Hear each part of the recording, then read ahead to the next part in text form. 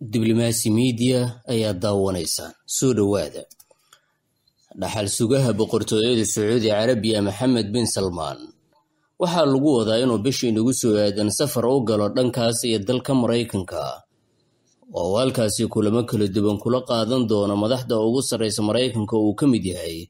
Donald Trump oo safarkiisii ugu horeeyay ee dunida ugu safar hore ugu tagay Sacuudi Carabiya. safarka Maxamed bin Salmaan waa mid si weyn indhaha loogu hayo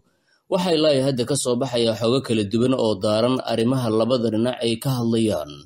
gaar ahaan galalka amniga iyo duruufaha ka taagan gobolka xasaasiga ah ee bariga dhexe oo Sacuudigu ay ka mid tahay foolaadka wadamada sida weyn saameynta ugu leh. warbixinta waxaan ku eegaynaa dhaxal sugaha Sacuudiga safarkiisa, xogaha ku qarsoon, Pakistan oo wadnaha farta ku haysa iyo Sacuudiga oo ku biiraya heshiiska Ibraahimiyada ee Trump oo garwadeenka ka yahay.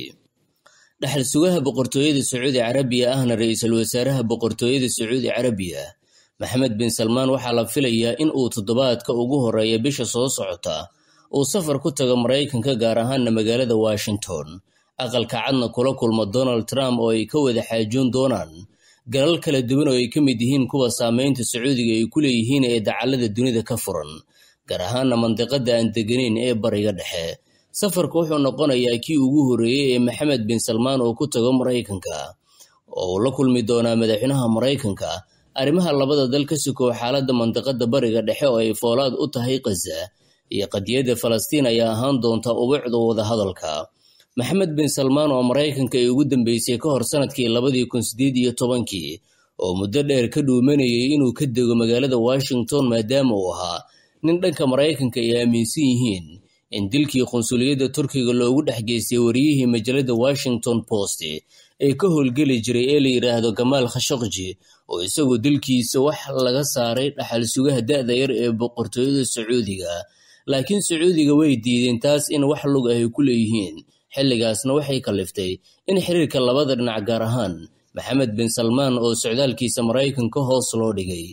safarka wuxuu noqonayaa mid si weyn isha loogu haynayo lagu saxiixi doono heshiisyo cusub oo qaarkood ay yihiin kuwa si toos ah u taabanaya ammaanka badda cas,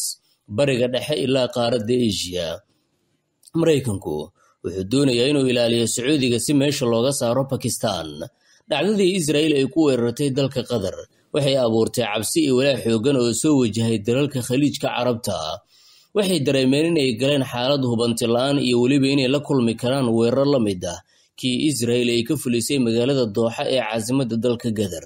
dowladda Sacuudiga oo ka mid ahayd dowladihii hawadeeda la adeegsaday xilligii weerarka Dooxa lagu qaadayay waxay markiiba qaaday sidii u heli lahayd damaanad qaad amni oo ka badbaadiya weerar kaga yimaada Tel Aviv.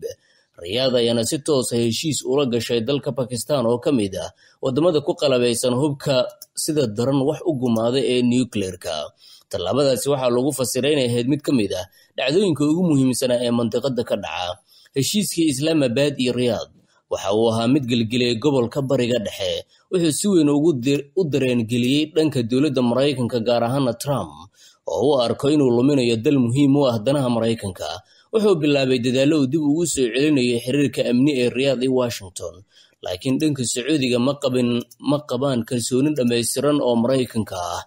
Trump arrimahan walaac ku abuuray waxaa ka mid ah in dowladda Shiinaha ay ka dambeysay isla markaana udub dhaxeed u ahayd heshiiska Sacuudiga iyo Pakistan iyo weliba in qodobada labada dhinac ay ku jirto in la horumariyo wax soo saarka hubka ee Sacuudiga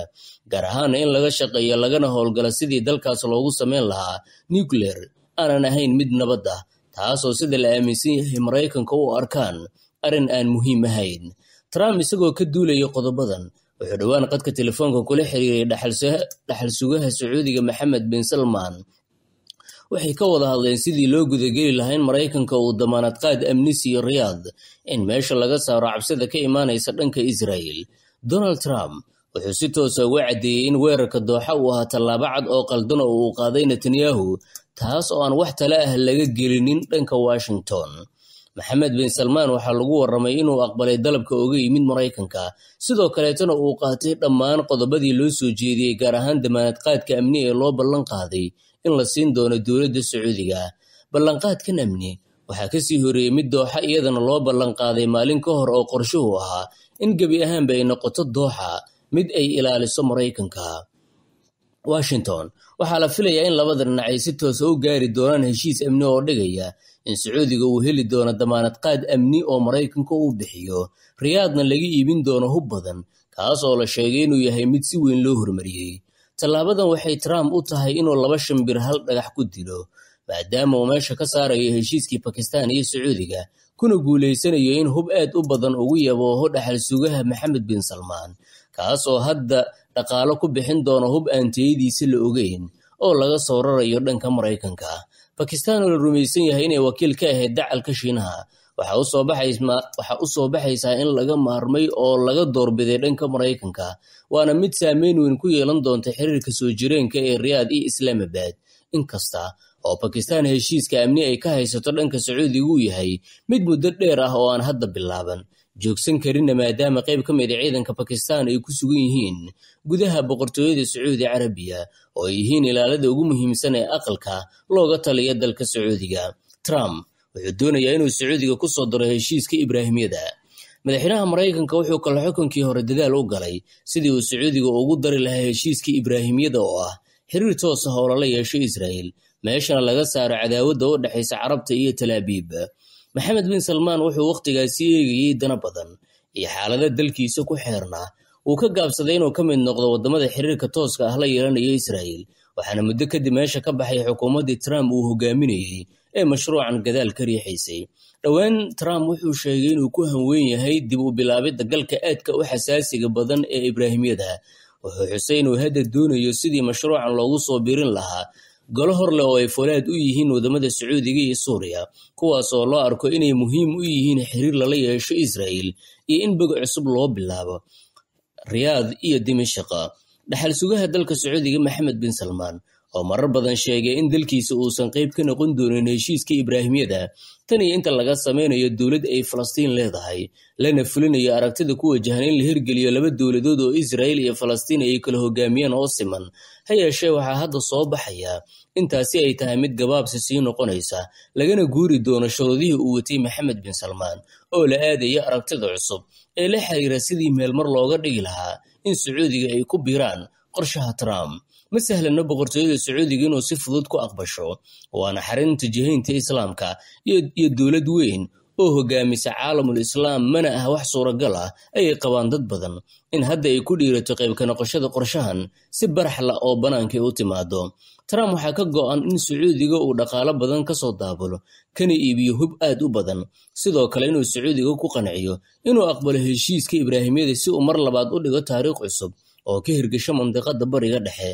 Laakiin sida Sacuudiga ay taasi ugu hirgeli karto hadda ma sahlana, iyo weliba marka la eego qorshaha 2030 ee Mohammed bin Salman.